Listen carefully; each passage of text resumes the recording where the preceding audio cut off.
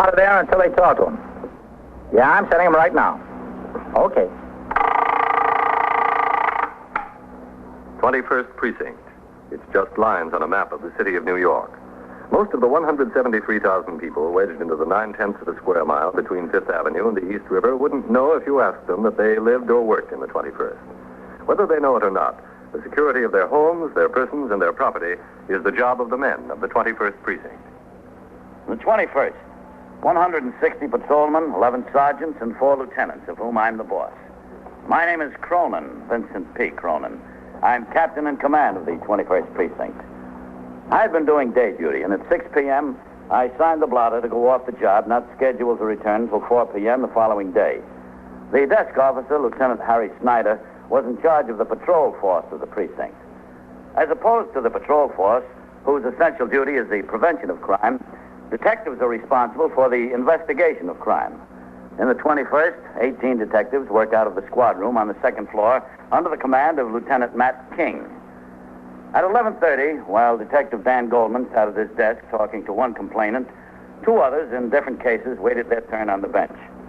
All the other detectives on duty were out on patrol or investigations, and Lieutenant King was busy in his room with paperwork that always plagues a superior officer of the department. You spell that E-L or L-E? L.E. Now, exactly where was the suitcase when you last saw it? Well, I sat down in the restaurant, in one of those booths, and I put it right alongside of me, and I thought it would be perfectly all right there. And then when I got up, it was gone, and I didn't see anybody take it, and nobody else saw anybody, not the cashier or anybody. All right, miss. Okay, we'll try to get it back for you. What'd the suitcase look like? Hey, listen, how long are we going to have to wait? I'll get to you two in a minute. Just sit there. Well, it was brown imitation leather, and it was about this big with a lighter color brown strip of leather running all around it. About how big? Well, it was about this long, about this wide, and it had genuine gold silk snaps with little brass corners all around the brown... Excuse me leather. for just a second. Yes, sure. 21st Squad, Detective Goldman. Sergeant Waters on TS, Danny. Yes, Sergeant. Well, he's got a fellow over in the emergency admitting room with Beth David. He says he was hit on the head and robbed. We got a name on him, Sergeant? What's the name? Just a second. Listen, you fellas are going to have to keep quiet on that bench. I can't hear a word on this phone. All right. Loudmouth. Okay, that's better. We got a name, Sergeant? They just called in from the hospital that the man came in. I sent a car over there to take a look. Okay. Yeah. But I really don't care about the suitcase. It's what's in it that's important. Yeah, we'll get to that in a minute. I got to talk to the lieutenant a second. You just sit right here. All right, but I'm really very upset about all this. We'll see what we can do. All right. Oh, all right. Okay. Okay, now, he's not going to threaten you again with a knife while you're sitting in the police station. We'll take care of it all. Just sit down.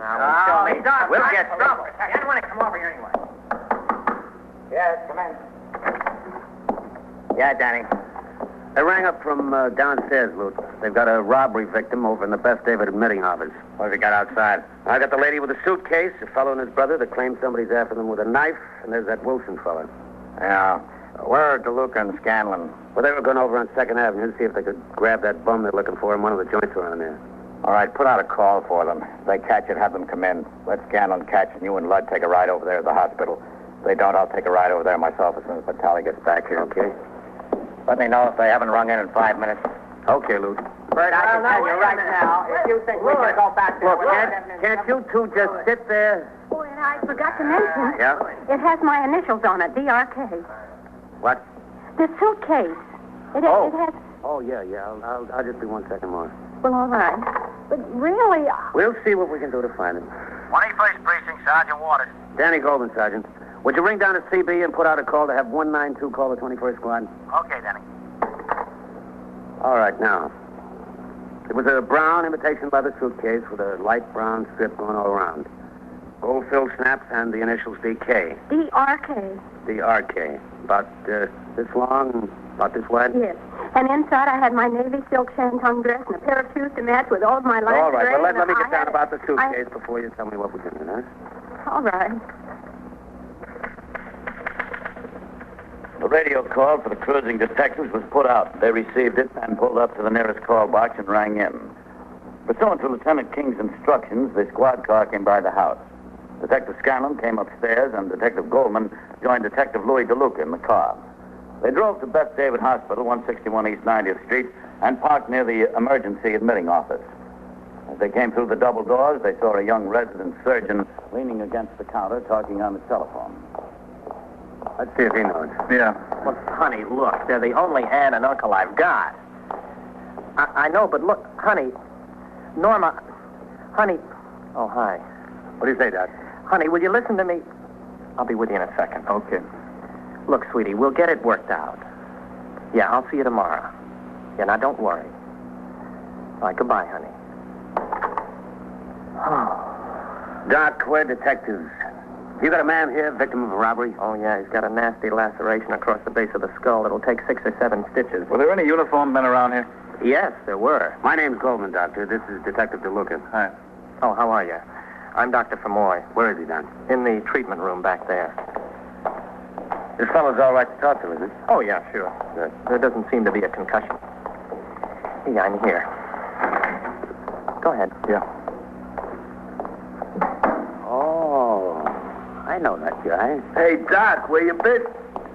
This happened to him before. I'm still carrying the squeal. Well, I was busy. Well, I want to get sewed up and get out of here. These detectives want to talk to you. Well, listen, Oh, hi. You remember me? I remember, yeah. This is Detective DeLuca. What do you say? Hello. Do I get sewed up or don't I? Sure. Just as soon as I wash up. All right, make it snappy, Doc? Well, what happened this time, Ham? Same as last time? Blonde? No, I learned my lesson with blondes. This one was a redhead. And this one didn't even wait till I fell asleep. She had some guy hit me on the head. Here, see? Hey, boy, look at that. Oh, you ought to go back to blondes. It's safer. Ain't that the truth? What's your full name again, Ham? Hamilton what? Bayfield. And you still live at the same place? Where's that? 721 East 31st. Oh, yeah. How old are you now? 47. All right. What happened this time? Well, I was sitting there minding my own business. Sitting where? In this bar and grill. What bar and grill? Over there on 3rd Avenue. What's the name of the place? I don't know. Has it got a name? Well, where on 3rd Avenue is it? Well, it's right over there by, Frankie runs the place. You know, Frankie, what's his name? And his brother Vince. Vince is the brother. All right, and we'll get to that later. Look, I better get him sewn up before that Novocaine wears off, okay? Sure, Doctor. Well, listen, is it going to hurt? I mean, bad? No, you'll hardly feel it. That's what you said last time you put the needle in there. I felt that, boy. Now, you said that you were in the bar minding your own business. Yeah. well, the first thing you know, I got talking to this girl. The redhead. Yeah, the redhead. And I buy her a drink or two, and one thing leads to another. And she says, it's a pity to have to pay for drinks. See? She says, come out to my place. I got a bottle there. What was her name? You know her name? Well, tell you the truth, now that I think about it, she never did say her name. What'd she look like? Oh, nice. She was nice looking at her. All right, now hold still. Yeah, you go right ahead, Doc. Anytime you want. Well, There's one. how many you got to take? Not many. Well, what did she look like besides being redheaded? The girl? Yeah. Well, she was nice looking. Well, you told us that. How tall was she? Well, that's hard to say because most of the time she was sitting down, and when she got up, I didn't see her much. What were you looking at? All right, just tell us what happened. She asked you to go to her place. You go out of the bar with her? Yeah, sure. We went out. We walked down 3rd Avenue. We turned into one of the streets. Hey, I thought you said they wouldn't hurt. Oh, come on now. They're not so bad. Which street? I don't know which one of them. Well, she said this way. And suddenly we passed one of them lots where they tore down a building, and something grabs me. And it's a guy, and he shoves me into the lot, and the first thing you know, he hits me on the head with something, and poof, I'm out like a light. Wake up, the money is gone out of my pockets. Here I am. Poof. Huh? Yeah, poof, like a light. What happened to the redhead? Oh, she helped him. Didn't I tell you? Well, how do you know she helped him if you were, poof, out like a light? All right. Hold still. Well, how? Easy, gosh. Head ain't made of iron, you know. It's a matter of conjecture. What is that? Was that cracked? No. How do you know she helped him? Because before he hit me, she pushed me. Oh, listen. Listen, he called her by her name. Would that help you find her, do you think? What was the name he called it? See now, Red. Red. Yeah, Maybe that was because she had red hair? maybe. What was missing from your pockets? How much money? A lot. It was $33.48. There was 2 10s, 2 5s, 3 1s, a quarter, 2 dimes, and 3 pennies. Who'd you have along with you? Your accountant? Hey, Hey, no, stop twisting your head. Hold still. Would you take it easy, Now, Ham? look, what do you do for a living, Ham, huh? Me? Yeah. Well, I'm a freelance floor waxer. What's that? Well, you know when stores got these tile floors on the floor? Well, somebody's got to take care of them, so I got my customers, and I go into the store at night after they close to wax the floors. It'll be nice in the morning. You see? Yeah. Doc, take it easy. Won't be long now. What are you doing back there? You could have sold me a new pair of pants by now. Well, a new head takes longer. did you ever see this redhead before tonight? No, sir, never. The Doc! All right. That was the last one. How many stitches I got? 6. 6? Oh, hey, boy, 6. Hey, listen, is there any chance of you finding the redhead and getting back my $33.48? Yeah, there's a chance of us finding her. But you can kiss that $33.48 goodbye, Ham. She and her boyfriend have probably spent that already. So what's the use of finding it? Well, we just want to tell her that next time she sees you, to look at your stitches. Detectives Goldman and DeLuca waited at the hospital until the resident had completed dressing the robbery victim's wound. Then they drove through 3rd Avenue, and the victim pointed out the bar and grill where he'd met the red-headed woman, and on to the station house. On instructions from Lieutenant King, they left the robbery victim seated on a bench in the squad room and went back to 3rd Avenue to the bar, a small, narrow store. It was 1:10 a.m. Business was bad. One patron sat silently at the far end of the bar, sipping a glass of beer. The bartender looked up from his tabloid newspaper as the detectives walked through the door.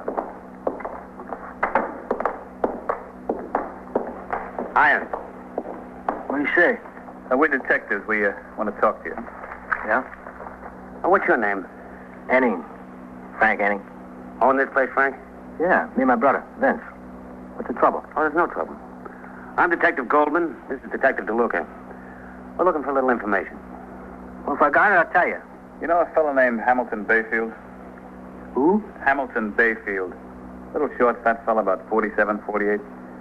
He's around the neighborhood a lot. They call him Ham. Oh, yeah, sure. I know him. Yeah, he polishes floors at night. Yeah, that's the man. What happened to him? See him around tonight? Well, I was pretty busy in here before, you know. Well, did you see him or didn't you? Like I said, it was busy, you know. He told us he was in here for almost 2 hours, sitting right here at the bar. You served him. Well, then I guess he was in, huh? You guess he was, or he was? He was in. Why you say so in the first place? How long was he here? About 2 hours. Like you said. That's what Ham said. I'm asking you about how long he was in here. Look, Mac, I don't have the people punch a time clock about 2 hours, you know? What time was he left? Well, I couldn't tell you that. I don't know. What do you come around here shooting questions at me for? I don't keep records on every bum that sticks his head in here. We're trying to get you to help us out on something. Well, I don't know nothing to help you out about. What? Now, look, Frankie. Just a second. Now, let me go wait on a paying customer. That's what keeps me in business, you know. This guy's a lot of help. Yeah. You think we were asking him for something? Now, look, if you don't like the service, go buy your 10-cent beer across the street. Who needs you in here slopping up this joint? Yeah, good sales promotion, too. Yeah, that's why the house is packed, hanging from the rafters. Yeah. He knew Ham was in here. Yeah, sure he did. These bums buy a glass of beer and they want the world with it, you know? Let's see now. Well, like I told you, so busy in here before, I don't know who was in and who wasn't. Where'd everybody go? To the store club in a lump? Were you behind the bar all alone all night? Yeah, I work nights. My brother works days. I was all alone. You got no idea what time Ham left? No, but we had the ball game on. Might have been after the ball game was over. It just might have been. Well, it was a tight game. A lot of them stuck around to see the finish, and then they cleared out. He might have been one of them. Was he all alone? Who should I know? Was he sitting at the bar with anybody? Well, there was people on both sides of him, if he was in here. The place was jumping. What was the name of the redhead he was talking to? What redhead? Ham was in here for 2 hours talking to a redheaded woman at the bar and buying a drink. Well, I don't remember any redhead. Now, look, Frankie, the joint's not that big and you weren't that busy. He picked up a redhead in here. He bought her drinks and they left together. Did he tell you that? That's what I'm telling you. Now, what's the name of that redhead? I don't know there was such a girl. You got a lot of nerve coming around here picking questions at me. All right, come out from behind there. Let's go talk to the lieutenant. What, now? Come on, let's go. You going to take me over there for nothing? Now, cut it out, Frank. You know who that redhead is, and you know where we can find her. If you don't want to tell us, you can tell the lieutenant. I didn't see no redhead. Get your hat. What do you want me to do, lock up the store? Your brother lives upstairs in the building, right? Yeah, but... he works days. If you want to keep the joint open, get him down here. You're coming with us. The attitude and behavior of the bar and grill operator, Frank Enning, impressed itself upon both detectives. It was apparent to them that he knew a lot more than he'd said. In a serious crime, such as robbery and assault, it's best procedure to continue the interrogation at the station house. While Detective DeLuca went upstairs into the building with Frank Enning to get his brother, Detective Goldman telephoned Lieutenant King and gave him such information as they had obtained. At 1:35 a.m., the two detectives and their witness walked in the front door of the station house, through the muster room and up the stairs to the 21st Detective Squad on the second floor. How long is this going to take? That's up to you, Frank. What do you mean it's up to me? What's up to me, anyway? You just think this over and tell us who that babe is. In here. Go ahead. You're barking up the wrong tree now. Over there, the lieutenant's room. There you are. Frank, hi. Hey, did you hear what happened to me? Why don't you stay out of my store? What are you coming around making trouble for? Trouble? Yeah, just keep your face out of there. Who needs you? Well, I got slugged around. I don't care what you got. That's an attitude, huh? Hey, look, listen, detectives, I'm sleepy. Can I go home and go to sleep? In a little while. Just sit there, Ham. Well, I want to go to bed, so... Would have been all right with me if you stayed in bed tonight. Okay, Frank, in there. Bums. Pack of bums I get in here. Yeah. Goldman and DeLuca, Lieutenant. Come in. Lieutenant, this is Mr. Anning. Lieutenant King is in charge of the squad here. I want to know what they dragged me over here for. I'll have a seat there, Mr. Enning. We'll talk about it. Look, there's nothing to talk about. Just sit down anyway, huh? He didn't tell you anything more than what you said on the phone, right, Enning? No, nothing, Lieutenant. Mr. Enning, the patron of your place was the victim of a serious crime tonight. I know that. He got robbed and assaulted not 2 minutes after he left. These detectives came over to you, wanted to get some information. All you gave them was a hard time. Well, what do they want from me? They want the name of that redhead that was sitting there drinking with Ham. That's what they want. Well, I don't even know that there was a redhead. Well, they were there to get it for 2 hours. Haven't you got eyes? I was busy. It was a busy night. It wasn't that busy. You listen to me, Mr. Enning. We verified what this Ham fellow had to say. He was sitting at your bar for nearly 2 hours with his redhead. Well, I don't remember seeing any redhead. He was buying her drinks. I was busy. It was a busy night. What were you so busy with? I was tending bar there, and I was interested in the ball game. The Yanks was a run behind going into the ninth. It was a tight game. It was a tough situation. They blew a 2-run lead, and everybody had their mind on the game. Except this Ham. His mind was on a redhead. I didn't see no redhead. You were up and down the bar serving out drinks, weren't you? Yeah, sure. Well, don't you look at the people when you give them a drink? What do I have to look at them for? I was interested in the game. The Yanks was a run behind. I had a couple of bets riding. What? Oh, you're a bookmaker, too. Oh, I'm not a bookmaker. Well, who'd you bet with? Some of the fellas there, that's And all. the fellas were making bets with each other, too? I don't know. Some of them may have. I don't know. All right, you were running up and down the bar, taking bets and serving out drinks. Who won the game? The Yanks win it. They got 2 in the ninth. How many bets did you take there? Well, I don't take bets. What do you mean? It was just some small change. Make it kind of interesting. What is that's all. small change? A couple of bucks. How much is a couple of bucks? Well, I had $2 bet with one guy and 3 with another. That's not small change. You bet with a redhead? I don't know if there was a redhead. Well, look, Frank, we've had our eye on that joint of yours a long time. A couple of weeks ago, we had a complaint from a guy who was rolled in there. Oh, that guy was out of his mind. He didn't have a nickel when he come in. You've had women picking up men in there and vice versa. You're loaded with bums. Well, can I control who comes in? It's a public You place. had a couple of fights in there, and you got a reputation of running a lousy joint. Now, this happens tonight with a guy getting robbed and assaulted. He could have been killed. You running up and down the bar making book on the ball game. That's not making book. Danny, is he prepared to serve food over there? Didn't look like it to me, Lieutenant. Let me tell you something, Frank. We're going to come over there, and we're going to slough that Oh, now, guy. Lieutenant, wait a Your minute, will bums you? hang out in What? there. You got rollings and robberies and fights. Now, listen You're to making me. book. You're not prepared to serve food like the law says. I got a kitchen there. What? You call it a kitchen. Danny, write this down. Get up a report to send to the State Liquor Authority and let them send an inspector over there. Wait Take a look a around. minute, Put down will you? everything there that's wrong with the way he runs the place. Frank, right now, I wouldn't give you 2 cents for your license. Oh, listen, I do my best. I don't want that element, but they come in. I can't lock the doors. And Danny, put down there that this is a pretty troublesome spot in the precinct. The owner has refused to give the police cooperation in connection with a crime. I didn't refuse nothing. Frank, why don't you get some sense? Why don't you tell the lieutenant exactly what you know about this? Yeah, you better do that. I'm telling you, I run a clean place. I try to keep that element out of there, but what am I going to do? Who was the redhead that Ham picked up? You know her, don't you? Yeah. Yeah, I know who she is. Who? Oh, her name is Melba. Melba what? Melba, I don't know. This is not being much help, Frank. Look, what can I do? I'll tell you what you can do. You can buy yourself a lot of trouble if you don't cut out this stuff and stop wasting our time. That's what you can do. Now, who is she? All right, Danny. He's going to tell us exactly what happened, aren't you, Frank? Yeah, sure. Why not? What did happen? Well, all right. You see, there's this fella I know, Joey Decent. I know him a long time. What's he got to do with this? I'm going to tell you now, all right? All right. Put the name down there, Danny. How do you spell it? Decent, Deeson, Joey Decent.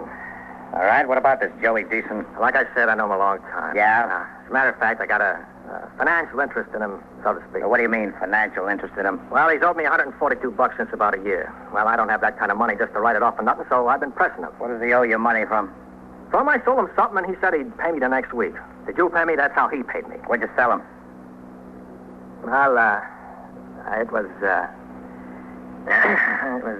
Encyclopedia Britannica. Oh, now, come on. No, that's the truth. What's the matter? You see, there was this fella. He's dead now, oh, bless him. He's a real scholar. But he was also a lush, and he had these Encyclopedia Britannicas. It cost him over $400 with genuine leather covers, you know. It was a Sunday. He come in and said he needs a fast 20, and all he had was the encyclopedias, you see. So, well, I lent him $20 on him. I didn't figure it was bad security, $1 a book. How could you beat it?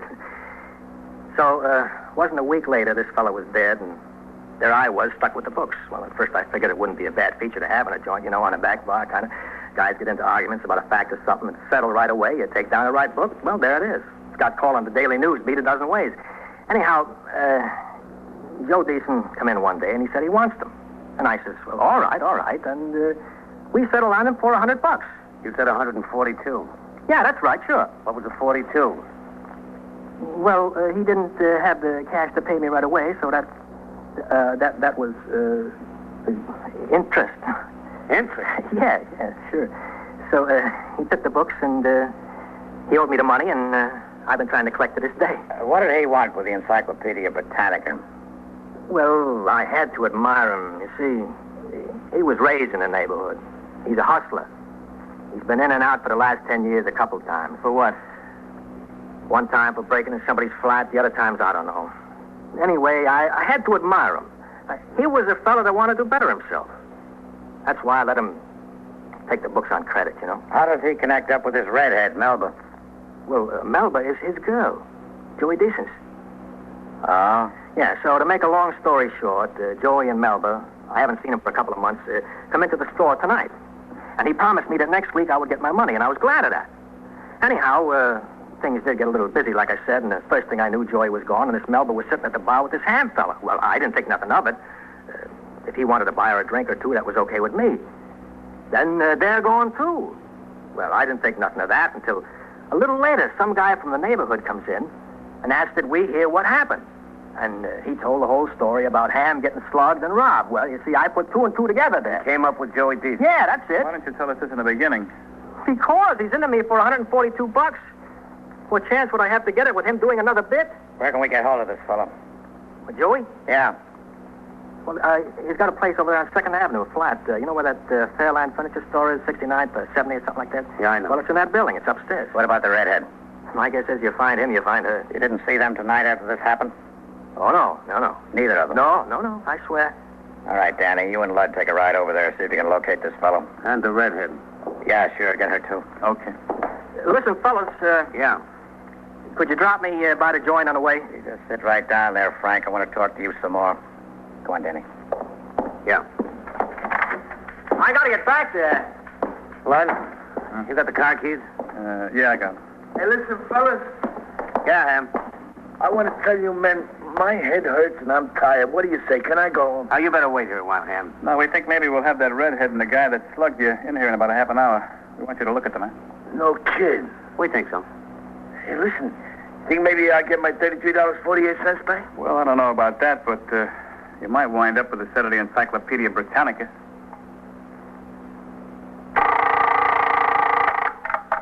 '21st Precinct, Sergeant Waters. Who shot? Who? 21st Precinct. Well, where? A factual account of the way the police work in the world's largest city is presented with the official cooperation of the Patrolmen's Benevolent Association, an organization of more than 20,000 members of the Police Department, City of New York. James Gregory, soon to be seen in the Columbia picture Nightfall, was in the role of Captain Cronin. Ken Lynch as Lieutenant King, Harold Stone as Sergeant Waters. Featured in tonight's cast were Bill Quinn, Eileen Palmer, Frank Moss, Bill Zuckert, Frank Behrens, and William Redfield. 21st Precinct is written, produced, and directed by Stanley Niss. Art Hanna speaking.